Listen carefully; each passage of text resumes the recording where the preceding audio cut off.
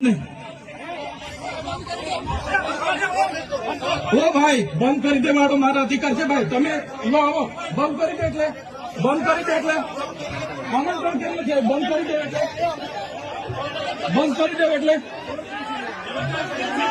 બંધ કરી દો એટલે આમંત્રણ આપવું જોઈએ ને તમારે. અમને તમે આમંત્રણ કેમ નથી આપ્યું ભાઈ? અમે ચૂંટાયેલા ધારાસભ્ય છે. અમને એક ફોન કોઈનો આવ્યો નથી. કલેક્ટર સાહેબની જવાબદારી છે. આ કોઈના કમલમના પૈસાથી બિલ્ડિંગ નથી બની ભાઈ. કોઈ તો પછી પણ સાહેબ અમે તમારી રિસ્પેક્ટ કરીએ છીએ સાહેબ. ને દરેક સરકારના કાર્યક્રમમાં હું હાજર રહી છું.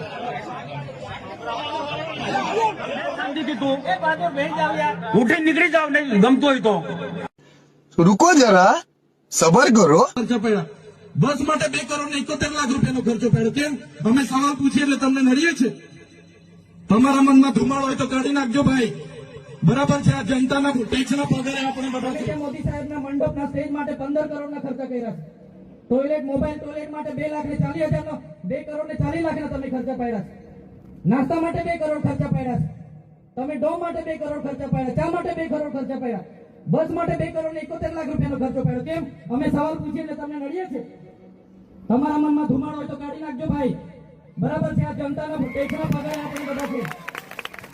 આ જનતાના ટેક્સનો પગાર મને પણ મળે છે, તમને પણ. કલેક્ટરથી તલાટીથી લઈને કલેક્ટર સુધીના બધા તમે નોકર છો. અમે બધા સેવક છે. આ લોકો જે પણ કે અમે પ્રતિનિધિ છે, અમને અધિકારો આપ્યા છે. તમે અમને કેમ અહીંયા બોલાવ્યા નથી? ના સાહેબ, અમારે વિદ્યાર્થીઓ અમે કેવું પડે છે. અમને કઈ તમે દર વખતે ચિંતામાં કીધું, દર વખતે આ જ પ્રશ્ન ઉભો કરો છો. ઓ ભાઈ, ધારાસભ્ય છું, લોકોએ મને ચૂંટ્યા છે. મને આમંત્રણ જોઈએ ભાઈ. આ કોઈના પૈસાથી આ બિલ્ડિંગ નથી બની, તમારા ઘરના પૈસાથી બની છે. અરે વિષય પર તો મને આમંત્રણ કેમ નથી આપ્યું? મને જાણ કોઈ એક ફોન કેમ નથી કર્યો? કેમ ભાઈ? અમે ધારાસભ્ય ચૂંટાયેલા છે, લોકોએ અમને અધિકાર આપ્યા છે. અમારો અવાજ તમે દબાવવાની વાત કરો છો. તમારે આમંત્રણ આપવું જોઈએ ને અમને. ઓ ભાઈ, બંધ કરી દેવાનો મારા અધિકાર છે ભાઈ. તમે બંધ કરી દે એટલે આમંત્રણ કેમ નથી? બંધ કરી દે એટલે બંધ કરી દો એટલે આમંત્રણ આપવું જોઈએ ને તમારે. અમને તમે આમંત્રણ કેમ નથી આપ્યું ભાઈ? અમે ચૂંટાયેલા ધારાસભ્ય છે.